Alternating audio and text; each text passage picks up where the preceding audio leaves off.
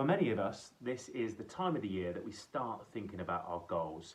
And before we do that, one of the things that I find really useful is actually just to look at my goals from the year before, because sometimes I've achieved them, other times I haven't. And I break that down generally into three areas, which is my personal goals, perhaps my family goals, and my business goals. And often or not, before I start thinking about the goals for the next year, I need to think about, actually, did I achieve those things last year, and what do I need to do to reset and almost start again? So have a look at the to-do list, have a look at the goal set, the goals that you perhaps had, and just clear them out. You know, things that you might have done, you've achieved, which is fantastic. Others, maybe they just weren't important enough for you to achieve. So get rid of those. Get rid of that, all those activities, those little micro goals that perhaps you were working on throughout the year, and almost start again with a blank piece of paper. You can keep them to one side, but I find that it works really well just to let them go.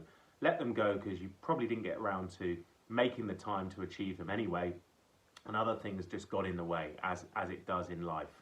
So I keep things really simple. As I said, I focus on my top three goals. What's my top three personal goals for the year? What do I want to achieve for myself? What do I want to achieve for my family? And that could be family or friends. And what do I want to achieve in my work, in my business objectives, in my career?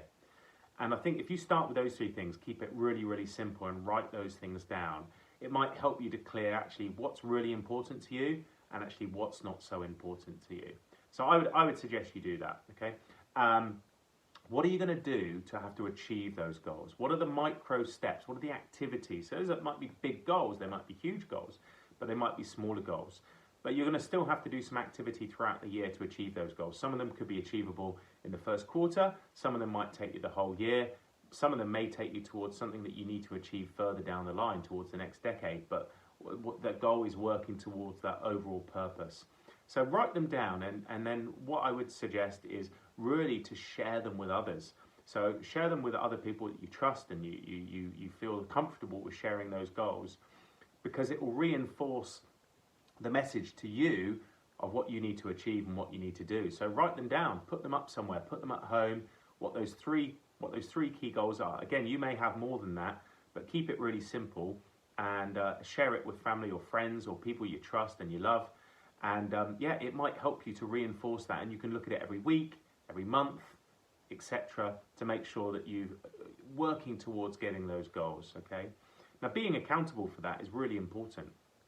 And again, by sharing it with others, you're going to be reinforcing that accountability, that that's something that you want to achieve for yourself and for those around you, and it's really going to help you. You know, taking baby steps is key in this game, because often or not, you might think that that goal is too big to achieve, or that goal is going to be hard work, it's going to be a slog, but you just need to break it down. What is it that you want to get at the end of the day? How can you break that down into little steps? Now, it might be, again, that takes a whole year to do that. So could you break that down into monthly steps? Is that something that you have to work on during the working week? Is it something you're going to have to give something up and put into that Saturday or Sunday instead? So you might have to sacrifice some things or some social activities or other activities to achieve that goal. But if you don't put that time in, you're never going to achieve it. And again, it might be worth putting that in your calendar or your to-do list, which we'll come on to shortly.